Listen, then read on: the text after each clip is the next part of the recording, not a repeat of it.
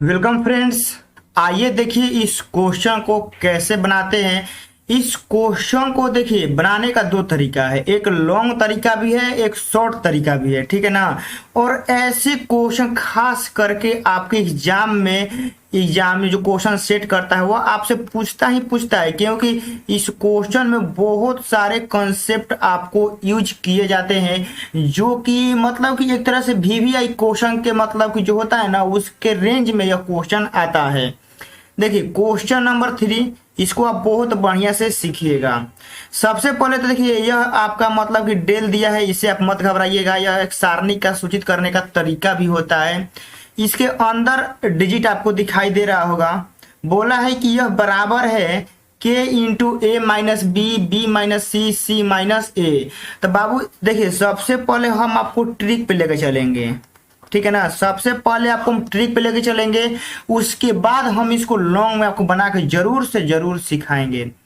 देखिए आप एक यहां से याद रखिएगा हमेशा कि यहाँ वन और यहाँ वन हो, ठीक है ना। मतलब कि फर्स्ट कॉलम में एक एक ही होना चाहिए। और यहाँ देखिए क्या है कि यहाँ आपका ए रहेगा, यहाँ बी रहेगा, यहाँ सी रहेगा। और यहाँ से आपका देखिए जो यहाँ पे लिखा रहेगा ना इसका यहाँ पे स्क्वायर रहेगा। मतलब ए लिखे हैं तो ए स्क्वायर होगा। हम यहाँ एक्स लिखेंगे तो एक्स स्क्वायर होगा। हम यहाँ पी लिखेंगे तो पी स्क्वायर होगा। मतलब जो भी हम चर राशि लिखेंगे उसका यहाँ पे स्क्वायर होना चाहिए।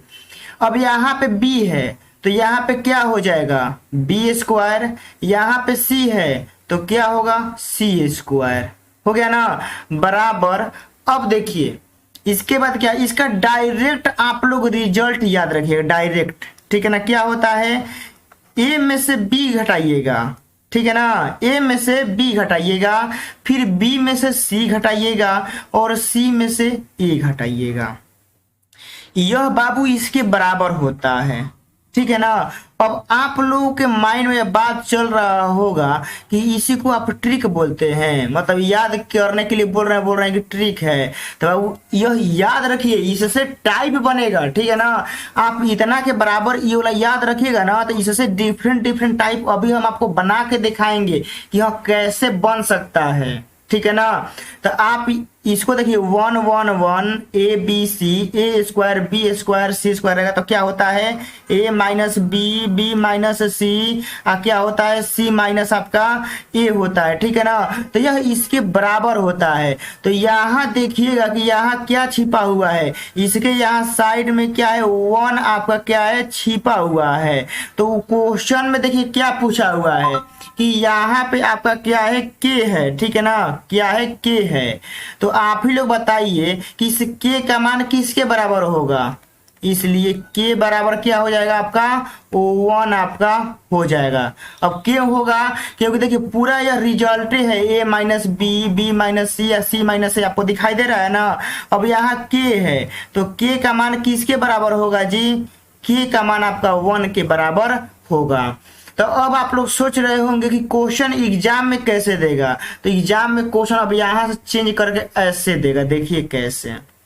हम यहाँ डेल बराबर लिख रहे हैं, हम यहाँ लिख रहे हैं, देखिए क्या, दो, यहाँ दो, यहाँ दो, यहाँ ए, यहाँ बी, यहाँ सी, यहाँ ए स्क्वायर, यहाँ बी स्क्वायर, यहाँ सी स्क्वायर, ठीक है ना।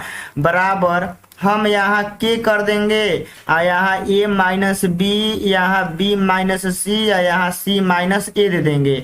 तब यहाँ से पूछेंगे कि आप के का मान बताइए कि कितना होगा, देख रहे हैं ना। अब हम तो बोले थे कि यहाँ पे मतलब कि 1 1 रहेगा, तभी आप यह लगा सकते हैं ए माइनस बी और बी माइनस सी या सी माइनस ए, यानी यहाँ 1 1 होगा तभी आप ए माइनस बी या बी माइनस सी या सी माइनस ए लगा सकते हैं। तब आप लोग तो अभी फेरा में पड़ गए होंगे कि भैया तो बोले हैं 2 2 सॉरी 1 1, लेकिन अब आ गया क्या, 2 2 आ गया। अब करें तो क्या करें, अब आपका दिमाग नहीं काम कर रहा है। तो अब दिमाग देखिए यहाँ से काम करना आप लोग का चालू करेगा। डिटर्मिनेंट का एक रूल होता है, डिटर्मिनेंट का एक रूल होता है बाबू कि आप किसी भी एक रो या किसी भी एक कॉलम से कॉमन ले सकते हैं। तो क्या इस कॉलम से हम दो दो कॉमन ले सकते हैं? तो कहीं हाँ ले सकते हैं। जब ले सकते हैं तो ले लीजिए। तो यहाँ 1, यहाँ 1 है, यहाँ 1, यहाँ a, यहाँ b, यहाँ c, यहाँ a स्क्वायर, यहाँ b स्क्वायर है, यहाँ क्या हो गया c स्क्वायर। तो अब देखिए यहाँ से बाबू दो तो बाहरी है। इस पूरा का रिजल्ट हम अभी लिखवाए हैं ना। क्या लिखवाए हैं जी? a minus B, B minus C, C minus A लिखवाए है ना। तो आप ही लोग बताइए मेरे प्यारे भाइयों, दोस्तों, मेरी बहनों, कि यहाँ पे आपको 2 लिखा हुआ है और यहाँ पे क्या है? के है। तो के का मान किसके बराबर होगा जी?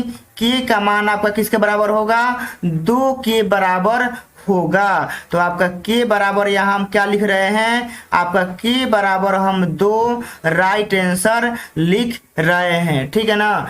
तो बस इस क्वेश्चन को इतना ही रहने देते हैं। यह ट्रिक आप लोग समझ गए होंगे। मिलते हैं एक और जबरदस्त ट्रिक में। ठीक है ना। जय हिंद, जय भारत।